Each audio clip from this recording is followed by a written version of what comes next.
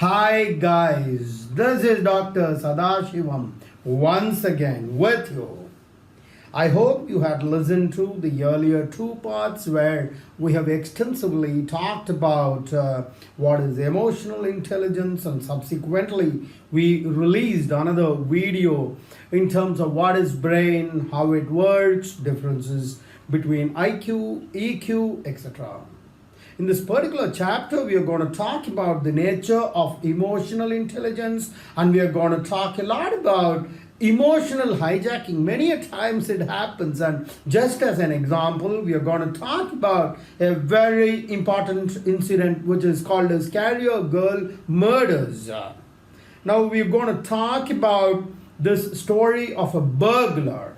And this story goes back to the year 1963, and if you remember, that was the same year Martin Luther King delivered his famous speech in US. And this is a story about a burglar whose name is Richard Robles, because this story was quoted by Daniel Goleman himself in his book on emotional intelligence. So it's a very pertinent story, very relevant to the topic, and that is why I'm sharing the name of that story. The name of the burglar was Richard Robles, and he was convicted many times for break-in. He was a burglar by profession, and while on parole, he decided that he will commit one last crime, and after that, he will stop. That was his intention, guys. So while on parole, he breaks into the house of two girls, bachelor girls, one of whom is Janice Woolley, who is a reporter in the Newsweek magazine, and the other girl was Emily, who is a school physics teacher, right? So he breaks inside, ties that school teacher, all right, robs whatever they had, but he had this feeling of guilt, but he thought, let me commit one last robbery, and after that I will never ever do this ever in life. I will be free for the rest of my life. That was his intention, guys. So when he was on the process of moving out with the stolen goods, Janice Woolley enters the house, and when she enters, he sees the whole thing.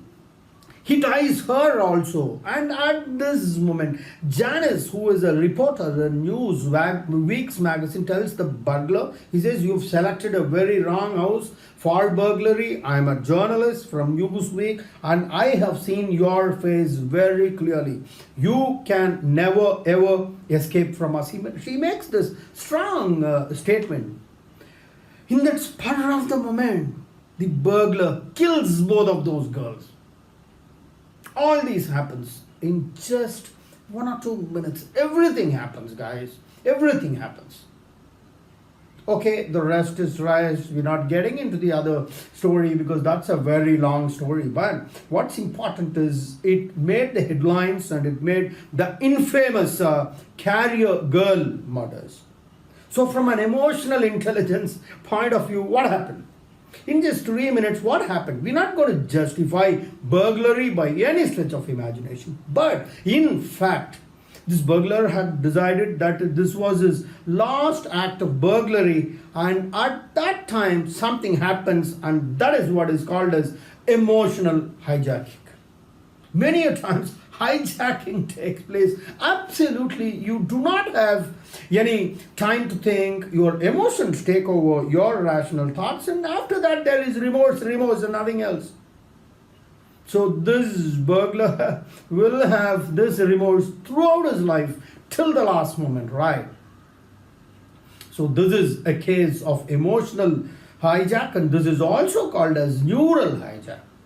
Many a times in neural hijack, what happens is evidence suggests that there is a center in the limbic brain. Remember, we talked about many kinds of brain centers, reptilian brains, mammalian brain, neocortex and all that. A center in the limbic brain, it proclaims an emergency. Look at this. This is kind of an emergency situation, and when it proclaims an emergency situation, what happens is it recruits the rest of the brain cells, right? It recruits all those neurocells, neurochemical reactions. We're not getting deep into the subject, but it recruits the rest of the cells in the brain to its urgent agenda. This is something like hijacking, which happens within your own brain. And this hijacking occurs instantly, triggering this kind of a reaction, guys, right? And when does that happen? It happens moments before the neocortex. Remember, we talked about neocortex? Neocortex is the thinking brain. But even before, the neocortex, which is the thinking brain, it has a chance to glimpse at the event, then do the analysis and then decide. Because your neocortex is the thinking brain. It looks at the situation. It looks at the pros and cons, positive, negative effects, analyzing brain. But before even the neocortex does its job, your limbic brain acts in a much faster manner and it performs all those actions, and in this case the murder of those carrier girls. And after that incident happens, your neocortex will tell you, oh my God, what have we done? This shouldn't have been done. In that kind of a situation, in that spur of the moment, many a times we lose control because your limbic brain overtakes your thinking brain, and it becomes far more powerful, more than your neocortex, which is your thinking brain. And that's the reason for most of those instances that we have discussed, whether it is this instances of people even killing people in the spur of the moment. We have so many such instances. We will not get, you can have a look at the newspaper, look at things for yourself. So what typically happens is extremely irrelevant story, which is why I wanted to bring this story, right? So as we have repeatedly seen, the academic intelligence has got very little to do with your emotional intelligence. We have talked extensively about these in our earlier videos. There is a direct correlation between your EQ and life circumstances. There is no doubt about it. We have always seen high level IQ people, they score good marks, they get into big institutions, they progress very well in life. But researchers have also shown that IQ contributes only 20% to your success, especially above a certain level, right? The non-IQ part we are talking about, which is about the feelings, how you handle the feelings, that contributes more than 80% of your success in life, guys. And it's not just for specific segments of the population, it ranges across all populations, all classes, professional classes, etc. For example, people with high SAT scores, CAT is your examination for getting into the institution of management, IIMs. If anyone wants to become a big mathematician or a statistician or a professor, go ahead. Because your EQ may not matter as much. But if you want to become a great businessman, a successful politician, or you want to make more than $1 billion, think again. Your IQ alone cannot get you to that level, guys. Check if you have other qualities. What are those other qualities?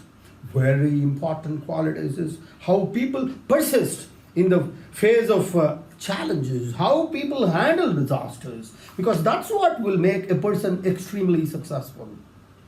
There are 3 important characteristics required. Very, very important traits. One is delay of gratification. I will explain to you what is delay in gratification, not worry on that. The second is regulating one's moods. And the third is the ability to think and the ability to empathize. These things are extremely important. Friends, before I close this session, I would like to explain to you what is delaying gratification. Today, the present age is about instant gratification. Everything they want instantly, instant gratification. What people did in 5 years, people want to do in 2 years. Earlier, it took 15 years for you to rise to the manager level, but today people want to become manager in 2 years. They want to sit in their own cabin, independent cabins. The first important lesson in emotional intelligence, we need to delay that gratification process. We need to have patience, whether it is a question of making money or success in life or promotion. We need to delay that gratification as long as possible, because in the process, one focuses on upgrading his skills, his own emotional quotient, his own emotional intelligent quotient, and over a period of time, he makes such a strong foundation that will keep him in good stead, and that ensures consistency. Therefore, delaying gratification is number one. The number two is regulation of one's moods. We have seen these instances of this carrier girl murders that happened in this burglary. We discussed long about that story, and many a times our limbic brain overtakes our thinking brain. Typically, it's about the limbic brain overtaking your neocortex, because neocortex being thinking brain, it will take time to analyze things. It will take time to analyze the pros, cons, outcomes. What could be the outcome? What will people think of me? Is it the right thing to do?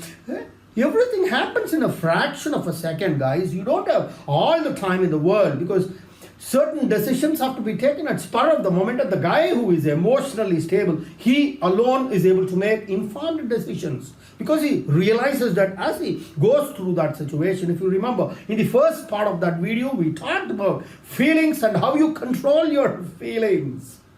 We took this example that when somebody bangs your car, the natural feeling is that you are angry. That is natural. We cannot stop that from happening, right? Anyone will get angry in such a situation, and that is natural. But what is voluntary? What you do after that incident, that is what is extremely important. How do you analyze that? What kind of an action you decide to do at that particular point of time is important. We have talked a lot about, that a car accident.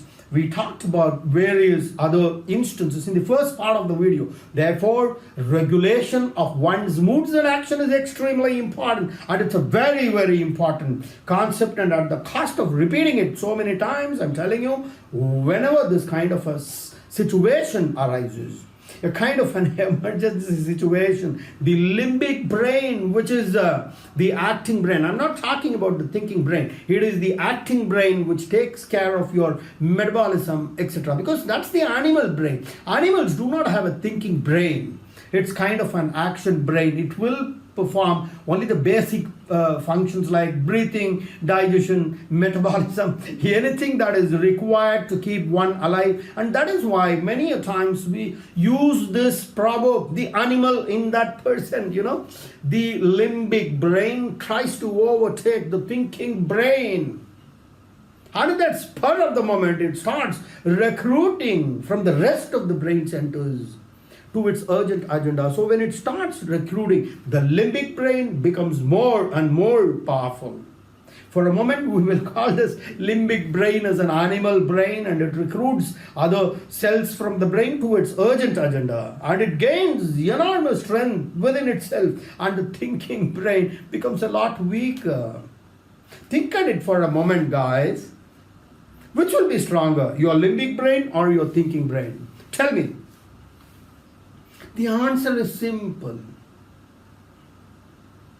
That will be stronger, which you would want it to be stronger. If you want limbic brain to be stronger, that will gain strength. If you want the thinking brain to be stronger, the thinking brain will become stronger. Now you have to choose, guys, whether you need to make the limbic brain powerful or the thinking brain more powerful, because both of them are within your own brain. It's not coming from outside, right? You have to take that decision. The understanding of this is extremely important for us to regulate our own moods. Both of them are within us, and we control both of them, guys. And the next is the ability to think and empathize. This is the job of a thinking brain. So over a period of time, through repeated practices, through introspection, through proper training, you have to make your thinking brain stronger, and that is the central theme of emotional intelligence, guys. Now the question is, you might think for a moment, yes, we know all that, so what's new in this? Absolutely, you are right, we know all that, but we are getting sensitized to all this slowly and steadily. We're getting sensitized. So next time when we are angry with somebody, or when we encounter a situation like this, the realization starts dawning. You will start looking at that incident from the perspective of a thinking brain and a limbic brain. And when you start thinking, that thinking alone does 50% of your job. You will not react in the same manner how you would otherwise have reacted if we had not explored this subject in detail. This is just an introductory explanation of what it is, and in the course of the future videos, we will be looking at tips and techniques in terms of how we will be able to practice these skills, because these skills will not come to you by hearing one video lesson or by reading a book. It comes after repeated practices. So I hope after going through this, maybe today, tomorrow, next week, you will encounter certain situations where you will become angry. That time, remember this video, because the feelings immediately after a situation is natural, but what is under your control is how you react after that incident. We will talk about this. Accident happens. Everybody, when somebody bangs at your car, you will be angry. Everybody will. That's natural. But what we do after that, how we react, that marks a great difference between an emotionally stable person and an emotionally unstable person. We're talking about education. I'm not talking about your degrees. I'm talking about educated person about emotional intelligence, or an uneducated person about emotional intelligence. We are talking about that. We also discussed another example, if you have listened to the earlier video in part 1, where we have talked about 25 years later when you meet a friend of yours. He had made great success in spite of being a very average student with 5 CGPA in school. Is doing extremely well in life, but you are a 9.9 CGPA. The first thing will be envy, and nobody can control that, right? Nobody can stop that, because these feelings are given by God Himself. That is not what is important, but what we do after that, how we react after that, that is important. We have also discussed about stimulus and response. That is stimulus. Every situation we face in life is a stimulus that will prompt you to act, and how you act is under your total control. So just to summarize this video, we've got 2 brains. One is limbic brain and one is the thinking brain, your neocortex, and the other is the reptilian mammalian brain, which cannot think. We talked a lot about that, and both those brains are within ourselves, because one evolved from the other, and this is not something that happened in the last 4 or 5 generations. We are talking about thousands of years, millions of years, thousands of years in this evolutionary journey. We are talking about that, guys. So certain things are natural, because your thinking brain, your neocortex, all that evolved from the reptilian brain and then the mammalian brain. And a lot of people say that your dasha avatar, starting from those 10 incarnations, talks about evolution. I will be putting up another video on that. Do watch that. Very scientific, how this 10 avatars, Dashavatar, these life forms from a Mrit, Matsya, Kurma, Varaha and all that. That's a totally different subject, okay? So that's what it is. I'm putting up a video. Go through that. So in these kind of situations, your limbic brain becomes a lot more powerful than your thinking brain. The limbic brain becomes a lot more powerful than the thinking brain, because the limbic brain, in a spur of the moment, it recruits the rest of the cells in the brain completely towards urgent agenda, and that becomes a lot more powerful. The thinking brain becomes weak, and at the spur of the moment, a gory act is committed, after which things cannot be undone. It's not a Microsoft file where you do a mistake and you can correct that. This is an event of life. What's happened is it happened. Nothing can be done. There can only be remorse. How you can control that? Controlling is completely under your control, because both these brains, whether it is the limbic brain or the thinking brain, both of them are within you, and you need to control that. And this knowledge of emotional intelligence will help you control them better. I'm not going to say that you will be perfect from tomorrow onwards after watching this video. This is a question of practice, and this practice is not going to end in a week or a year. It takes years and years before we control our mind completely and we become more stable. It's not a binary. It is emotionally stable, not stable. It is a spectrum, starting from low emotional quotient to high emotional quotient, and the journey between low and high can be as long as 25 years, 30 years, 35 years. It's a question of daily practice. I hope you like this video. This is Dr. Sadashivam signing off till we meet again in the next series on emotional intelligence on a different topic. And in the next topic, we will be talking about emotional intelligence and destiny, and we will be talking about different kinds of intelligence, and we will also talk about cognition, data, we will talk about intelligence, emotions, and finally we will be talking about IQ and EQ types. Okay,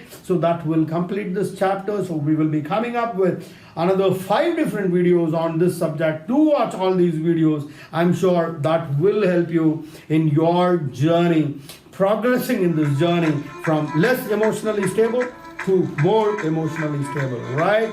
Okay, guys, bye-bye. This is Dr. Sadashivam signing off once again. Bye-bye.